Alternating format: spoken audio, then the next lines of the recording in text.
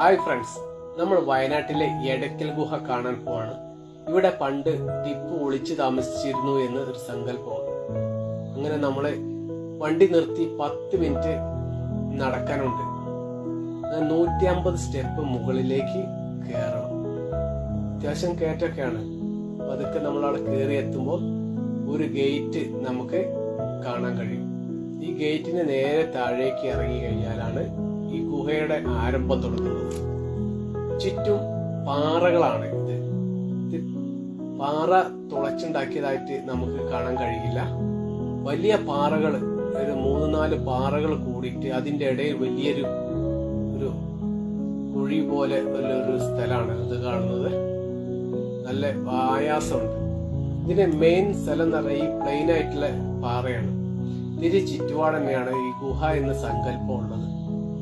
ഇത് നമ്മൾ വിചാരിക്കും ഗുഹ എന്ന് പറയുമ്പോൾ അധികം ഒന്ന് നമ്മൾ തുളച്ചുണ്ടാക്കിയാന്നുണ്ട്. പക്ഷെ ഇത് തുളച്ചുണ്ടാക്കിയായിട്ട് നമുക്കിതൊന്നും കാണുന്നില്ല.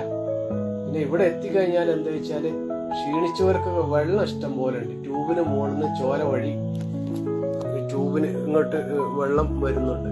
അപ്പൊ നമുക്ക് ക്ഷീണിച്ചവർക്ക് വെള്ളം കുടിക്കുകയും ചെയ്യാം, അതേമാതിരിക്ക് മുഖം കഴുകുകയും ചെയ്യാം. ഇനി മുകളിലേക്ക് കയറി താഴേക്ക് ഇങ്ങനെ സ്റ്റീൽ സ്റ്റെപ്പാണ്, അത് കയറി നമുക്ക് നടന്ന് താഴേക്ക് പോവാം. അങ്ങനെ വീണ്ടും അടുത്ത വീഡിയോയിൽ നമുക്ക് കാണാം.